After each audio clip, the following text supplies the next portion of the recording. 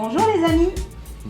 Aujourd'hui, nous avons le plaisir de faire l'interview de Cathy Maury et de Mathieu Lavaux. Alors, je ne sais pas si vous les connaissez, mais en tout cas, Mathieu, on le voit, on l'a quand même vu pas mal sur des chaînes diverses et variées.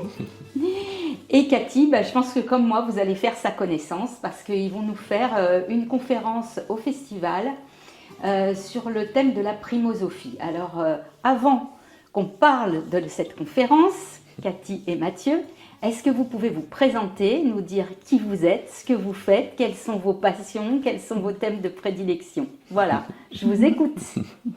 On vous écoute. Honneur aux dames. Bonjour à tout le monde. Moi, effectivement, on me voit un petit peu moins, on voit beaucoup Mathieu. Je commence à m'insérer un petit peu avec les travaux de Mathieu, parce que moi, ça fait à peu près 7 ans, on va dire, que je m'intéresse à, on va dire, tout ce qui est l'aspect un peu spirituel. Ouais. J'avais plutôt une vie, on va dire, métro, boulot, dodo, un peu classique. Et puis, il y a ce fameux rêve, en fait, moi, qui est arrivé en 2018. Alors, je ne sais pas si je le dis maintenant ou si j'en parle un peu après, mais ça va être d'ailleurs... C'est une année fatidique, 2018, c'était la mienne aussi. Ah ben voilà. Il paraît, j'ai beaucoup de monde qui me disent qu'en 2018, il s'est passé quelque chose, il y a eu des ouvertures énormes en 2018. Et la preuve. Et la preuve. Et moi, je me rappelle très bien que j'étais dans mon jardin et je ne sais pas pourquoi j'étais là à me dire, mais il existe autre chose, il existe autre chose. Enfin, il y a quelque chose qui est de plus puissant, qui nous dépasse, qui est là, mais je ne sais pas quoi. Et vraiment, je pensais ça et je ne savais pas trop pourquoi. Et je crois que c'est carrément le lendemain, le surlendemain, j'ai plus trop le détail, et j'ai fait ce fameux rêve sur Orion. Et c'est Orion qui nous a réunis, en fait, c'est un rêve qui nous a réunis. Wow. J'ai fait ce fameux rêve où je vois, donc je vais l'expliquer, dans l'espace, où je vois, j'entreaperçois une espèce de forme qui est en train de placer les étoiles d'Orion dans le ciel. Et j'entends le mot Orion, en fait, dans mon rêve. Et j'ai l'impression que je suis là. Alors, est-ce que c'est moi ou est-ce que je vois à travers les yeux de quelqu'un, je ne sais pas. Enfin, en tout cas, je sens que je suis là et je sens une colère, mais très forte, en disant il ne faut surtout pas faire ça. Enfin, il ne faut pas modifier le placement des étoiles comme ça dans le ciel. Et cet être, je ne sais toujours pas qui c'est, me répond dans le rêve, eh bien, si tu n'es pas d'accord, tu peux retourner sur Sirius. Et à cette époque-là, je ne savais ni ce qu'était Orion, ni Sirius. Je ne savais même pas que c'était des constellations et des étoiles. Et forcément, le lendemain matin, je me réveille avec ça. C'était très très puissant. Je ressentais même encore la colère le matin en me réveillant de cette modification. Alors, ou placement originel ou modification, ça, je ne sais toujours pas non plus. Et je regarde sur Internet et que je tape Orion Sirius, c'est vraiment les mots qui me disaient le lendemain matin. Et je me rends compte que, oui, déjà, ce sont bien des étoiles. Et le placement des étoiles que je voyais d'Orion était exactement ce qu'il est réellement aujourd'hui. Cette espèce de bobine. C'est ça. Et c'était vraiment les quatre étoiles, on va dire, cadres du tout. Puis il y a le baudrier qui est au milieu. Le baudrier qui est au milieu, les 3 étoiles c'était principales. vraiment les étoiles autour, cadres. Et donc là, premier effet, je me dis, oula, qu'est-ce que c'est que ça? Et je vois que Sirius est pas très loin, enfin relativement, évidemment. Oui, mais il ne fait pas partie de la même constellation. Il fait pas partie de la même constellation. Il est dans le grand chien. Oui, le grand chien à côté. Mais on se rend compte que c'est intrinsèquement lié. Alors ça, vous pourrez sûrement en parler avec Christophe, parce que là il a du biscuit sur les dolmens du Lot qui vont tout à fait dans ce sens. Complètement. Complètement. Nous, c'est ce qui nous réunit, vraiment, c'est le gros point commun. Et donc, quand je me rends compte, quelques jours après en plus, parce que du coup, j'ai entamé plein de recherches. Et c'est là que j'ai commencé toutes mes recherches, en fait. Et je suis tombée sur une vidéo de Mathieu Lavaux, qui s'appelle Le message des pyramides, qui est encore disponible. Donc à l'époque, vous ne vous connaissiez pas? Je ne le connaissais pas au moment du rêve. Non. Incroyable. On ne se connaissait pas. Et je tombe sur cette vidéo, où il dit, donc j'écoute la vidéo, c'est quelque chose qui m'a parlé fortement, et où il dit, à un moment donné, les étoiles d'Orion ne sont pas placées au hasard, dans sa vidéo. Et je ne le connaissais pas encore, et je venais de faire le rêve. Et là, je me suis dit, je crois qu'il faut que je le contacte. Effectivement. On a des choses à se dire. Le destin avait frappé.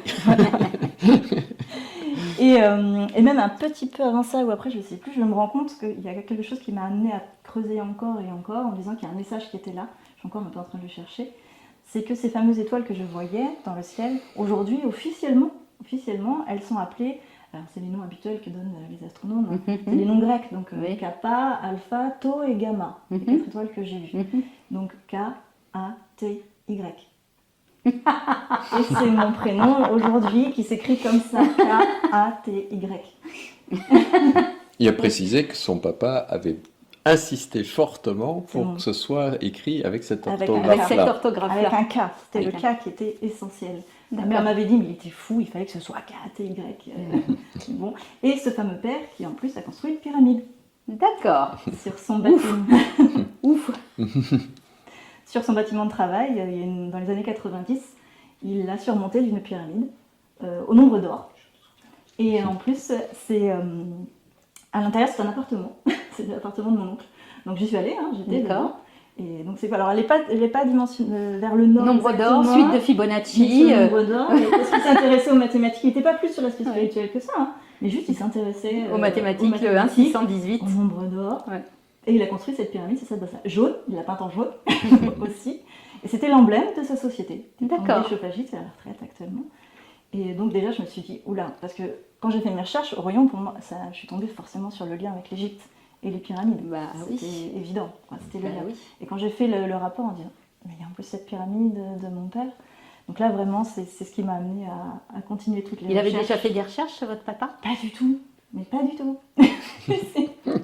Il était là Et pour C'est dingue, c'est incroyable. juste donner les messages qu'il fallait. C'était ça.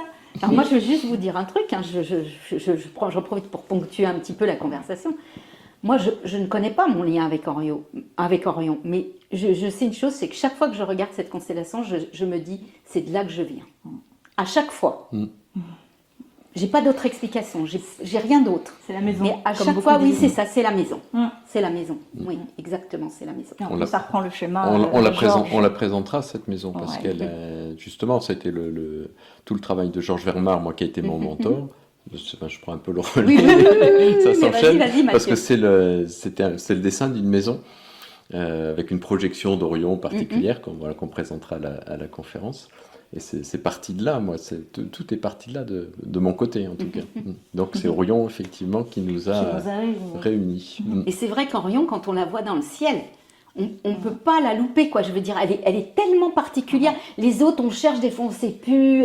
Mais Orion, tout de suite, on la voit, quoi. On ne peut pas la louper, quoi. Elle est très particulière, cette constellation. Et puis en ce moment, on la voit très très bien. Hein. Mhm. Ça rappelle, on est plein sud, Jamie. On la voit très bien. Et moi aussi. Alors, nous, à Cajar, on l'a pareil. Hein. Ouais, C'est ouais, que ce soit à Cajar ou à Cadrieux, c'est beau. Et puis Sirius à côté. Et Sirius à côté, brillante, exactement. en plus, sur le lien. Donc là, ça m'a. Voilà, j'ai vraiment fait ces recherches-là. Je suis tombée sur Mathieu, on a Voilà. discuté beaucoup, Égypte, Orion, et on ne s'est plus quitté. Et voilà, bah oui, Voilà. effectivement. Hein. C'est comme quoi, ça rassemble aussi. Bah, c'est la primosophie, en fait. Et c'est surtout la primosophie, C'est surtout parce que ça dans la qui vidéo- nous a Alors, rapprochés après. On va en parler de la primosophie, mais j'aimerais avant que tu te présentes toi aussi, Mathieu. Alors, donc pour ceux qui ne me connaîtraient pas, donc moi je suis chercheur aussi autodidacte, mais depuis 30 ans moi. J'ai fait depuis 94 avec donc Georges Vermar qui D'accord. m'a servi d'initiateur, de Et donc, mentor, qui est décédé très et récemment. qui est décédé il y a le 14 Le février 14. dernier. Ah oui, alors c'est Voilà. vraiment, c'est très très récent. Nous étions à son enterrement avant-hier. D'accord. Avec un petit message sur le nombre d'or. Mm. Sur le 14 février. Il y a une Oui. vidéo de Ward Crowest qui parle que avec les solstices, entre les solstices, le 14 février est une date marquée qui donne en proportion le nombre d'or. Mhm. Donc il leur a fait des messages jusqu'au bout. Oui, alors il me semble que je l'ai vu, où il explique que le 14 février, effectivement, c'est pas un hasard et c'est équidistant, je crois, entre Noël et Pâques, c'est la. Oui. C'est la hein, Ouais. oui. C'est ça. C'est une date particulière. Oui, c'est une date très voilà, ouais, particulière. ouais. Alors c'est peut-être pour ça que c'est celle des amoureux, je sais pas. Ouais. Puisqu'on dit que c'est la Saint-Valentin. C'est aussi le prénom de mon fils, qui est aussi accessoirement celui de Christophe. Ah bon, bah. Alors, je t'écoute, Mathieu. Voilà, donc ce point de départ, il y a 30 ans, découverte des étoiles d'Orion et des géométries particulières qui sont en lien avec le plateau de Gizeh. Ça a été vraiment tout son travail de montrer les correspondances entre les deux, et qui nous amenait à réaliser que les étoiles elles-mêmes n'étaient pas disposées au hasard, parce que c'est sur des géométries spécial. On pourrait dire que c'était reproduit au sol, mais ce qui a été reproduit au sol, c'est d'une telle harmonie que c'est une harmonie qui est déjà dans le ciel. Donc, quelque part, moi, ça m'interrogeait là-dessus. Et ça a été vraiment le point de départ d'arriver à concevoir qu'il pouvait y avoir quelque chose de plus grand que nous, on va dire ça comme ça, qui pouvait placer les étoiles, non pas comme ça au hasard, mais avec des géométries particulières. D'accord. Même si c'est l'homme qui a défini que c'était la constellation d'Orion, elles sont quand même là avec cette géométrie-là. Avec cette géométrie particulière. Je l'ai vu, mais je ne sais toujours pas. Oui. Donc ça a été vraiment le point de départ. Et puis ensuite, donc je l'accompagnais pendant 20 ans. Enfin, là, on s'est quitté un petit peu, on va dire, sur les dernières années, tout en gardant un lien. Je l'accompagnais moins sur ses recherches spécifiques qui sont, lui, toujours restés beaucoup sur Orion, les pyramides. Moi, j'ai dérivé après un petit peu plus sur la géométrie de la France et son hexagone. Et à partir de là, ça m'a ramené à un autre type de travaux sur cette primosophie que Georges Vermar avait initié, on va dire. C'est lui qui a ce mot-là, c'est lui qui l'a inventé, on va dire. Et le concept donc de cette guématrie qui fonctionne avec les nombres premiers. D'accord. Donc c'est on remplace les lettres par les nombres premiers.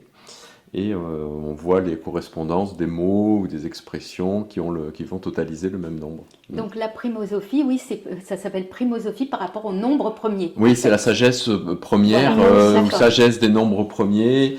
Et moi, j'ai découvert, mais très longtemps après, presque 20 ans après, que la traduction, la sagesse du 1, on pourrait le traduire aussi comme ça, primo sophia, sagesse du 1. Primosophie, c'est ça la sagesse. Totaliser le même nombre que la primosophie. Donc je me dis, il a eu une sacrée intuition. Et effectivement, lui, à l'époque, jusque-là, il n'a jamais vraiment travaillé ce sujet-là. Mais moi, quand j'ai commencé à travailler sur la France, je ne sais pas pourquoi, mais c'est venu à ce moment-là. Je ne vais pas dire par hasard, parce que voilà, je n'y crois plus au hasard, mais il fallait refaire ces liens finalement entre la géométrie de la France et le langage français traduit par cette primosophie. Et on va voir dans la conférence justement que il y a des 111, des 444, des 666 en kilomètres par exemple, qu'on va pouvoir traduire grâce à la primosophie et ce qui va nous laisser des messages. Et c'est ça qui est intéressant. Oui, c'est ça qui est intéressant. Ça va nous permettre de... Alors c'est une autre façon d'aborder effectivement la géométrie de la France. C'est Gilles va nous le faire aussi, je pense ça. Mais je pense qu'il va aborder ça sous un autre angle. Mais il va nous parler effectivement de la sacralité du masculin et du féminin sacré sur la France, par rapport à la France, qui est très particulier. Donc ça va bien compléter, je pense, Oui, parce qu'on en revient... Les conférences vont bien être connexes et complémentaires. C'est ça qui est intéressant. On en revient à cette notion de masculin et de féminin. Effectivement, dans ces géométries-là, on va comprendre qu'il y a des choses, des polarités à rassembler, sous forme. C'est bien parce qu'on va partir de l'univers avec Jean-Louis et puis on va passer sur la France avec Seji, avec vous. C'est formidable, c'est chouette. Moi, j'adore parce que ça recoupe, ça permet de. C'est comme un gigantesque puzzle. On a l'impression que les pièces tout d'un coup s'assemblent et c'est assez intéressant. Alors, est-ce que vous pouvez donc nous parler un petit peu plus dans le détail de la conférence que vous allez donner? Alors, l'idée, c'était de partir un peu de notre parcours, justement, de ce point commun qui nous a réunis et de ce fil Orion, pyramide, France, primosophie. Primosophie, surtout pour Cathy. Parce qu'il se trouve que Cathy, elle a beaucoup travaillé sur cette notion de masculin et de féminin, que moi, je n'avais pas encore abordé plus que ça quand j'avais commencé à travailler dessus. Elle est arrivée quand elle m'a contacté, elle avait déjà beaucoup plus de références primosophiques que moi. Elle avait commencé sa base de données. Moi, j'avais fait la mienne de mon côté parce qu'on n'avait rien au départ. On part d'une page blanche. Il fallait construire une base de données pour pouvoir faire ces jeux de correspondance parce qu'il n'y avait pas de logiciel qui nous faisait des calculs automatiques.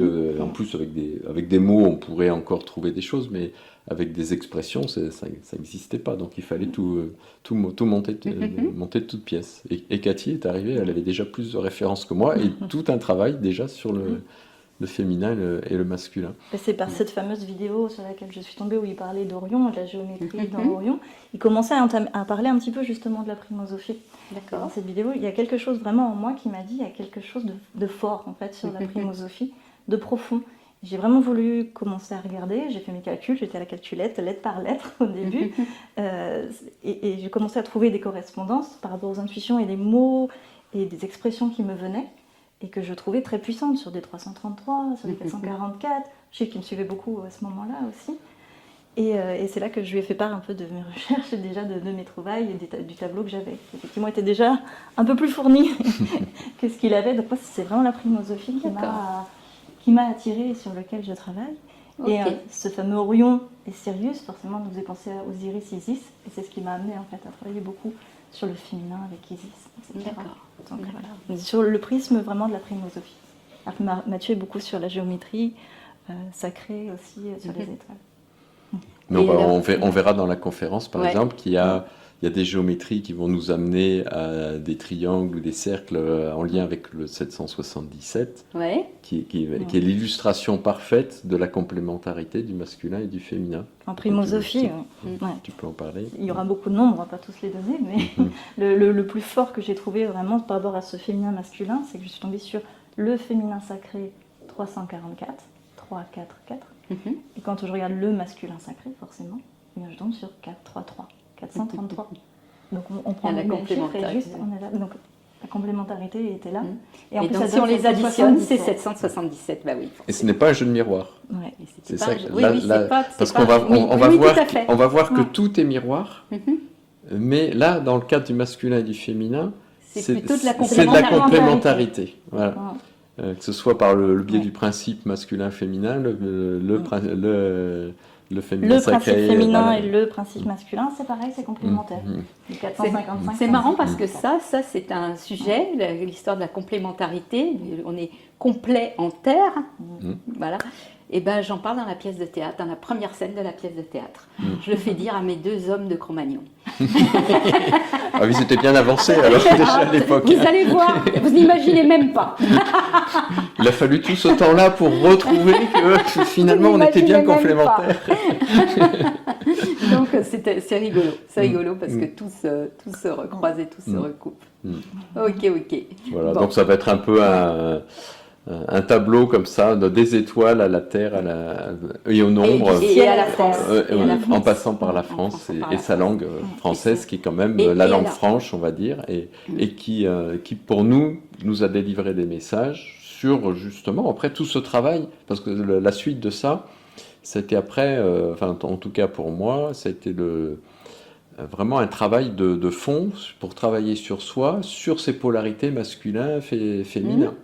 Et aujourd'hui, on propose des ateliers qui, justement, pour travailler là-dessus. La notion d'alignement, de recentrage, c'est aussi pouvoir travailler sur son masculin, son féminin, son côté spirituel, alors, etc. Est-ce que vous allez aborder, parce que donc là la question sous-jacente, en ce moment, la France, le monde est bousculé, mais la France l'est particulièrement, à plus d'un titre. Est-ce que vous allez un petit peu aborder ce qui se passe en ce moment par rapport à la primosophie? Est-ce que vous avez des éléments par rapport à ça?